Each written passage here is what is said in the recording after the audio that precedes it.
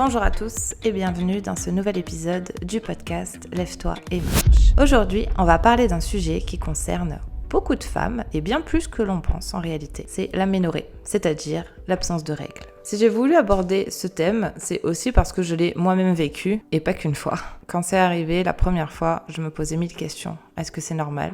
Est-ce que mes règles vont revenir ? Est-ce que ça peut avoir un impact sur ma santé ou même ma fertilité ? Alors dans cet épisode, je vais vous expliquer ce que c'est, pourquoi ça arrive, quelles en sont les conséquences et surtout comment y faire face. Donc dans un premier temps, qu'est-ce que c'est l'aménorrhée ? Donc c'est tout simplement l'absence de règles. Mais on en distingue deux sortes. Il y a l'aménorrhée primaire, là c'est tout simplement quand une femme n'a jamais eu ses règles. Et il y a l'aménorrhée secondaire. C'est précisément de celle-ci qu'on va parler dans ce podcast. Donc c'est quand les règles disparaissent pendant plusieurs mois alors qu'elles étaient déjà présentes.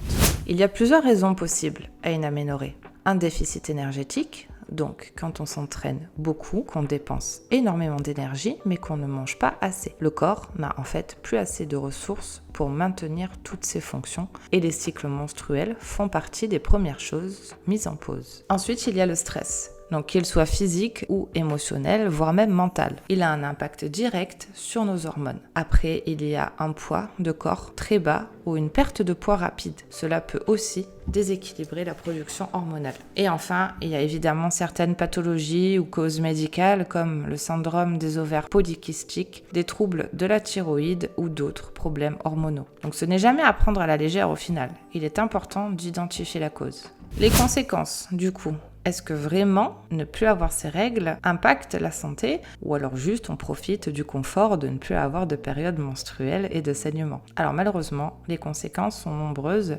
et voire même assez graves sur du long terme. Il y a d'abord sur la santé osseuse. Donc sans règles, il y a souvent moins d'œstrogènes et donc plus de risques de fragilité osseuse à long terme. Ensuite la fertilité, évidemment, même si, attention, être en aménorrhée ne veut pas toujours dire qu'on ovule jamais. Enfin sur le bien-être général, fatigue, troubles du sommeil, baisse d'énergie. De façon générale, les hormones sont un petit peu la balance du corps. Si elles ne fonctionnent pas très bien, tous les autres mécanismes qui en découlent sont eux aussi perturbés et c'est un petit peu la dégradation générale du corps qui s'accélère parce que le corps, en étant en pause, active un petit peu tous les processus de la ménopause.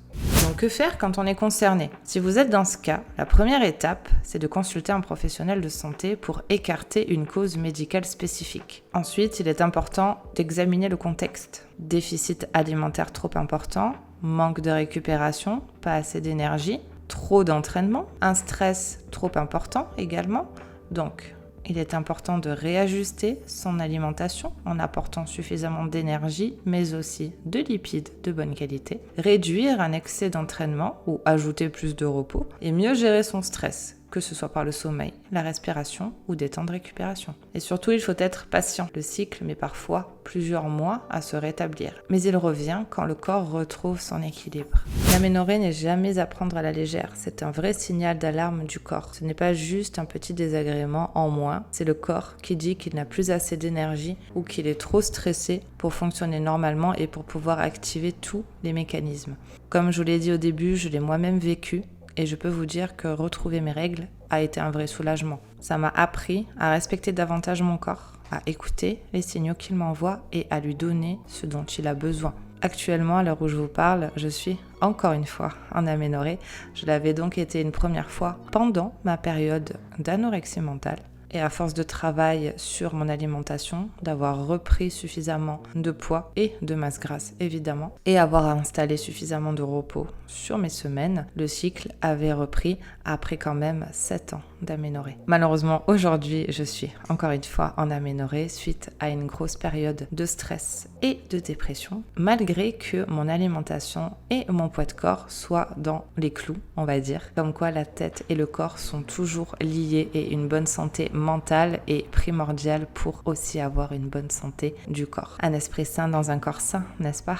Alors si vous traversez cette situation aujourd'hui, rappelez-vous que ce n'est pas une fatalité. Avec de la patience, des ajustements adaptés, parfois un suivi médical, voire même psychologique, l'équilibre finit par revenir. Mais surtout, c'est important de ne pas oublier que vous n'êtes pas seul dans cette situation. Encore une fois, beaucoup de femmes le vivent, malheureusement sans y accorder l'importance nécessaire. C'est aussi pour ça que j'en parle aujourd'hui, c'est pour faire un peu de prévention et rappeler que ce n'est pas normal de perdre son cycle menstruel quand on est en âge d'avoir les hormones qui fonctionnent. J'espère que cet épisode vous aura plu, même s'il ne va pas toucher tout le monde. C'est important d'en parler et de prendre conscience de la gravité de cette situation.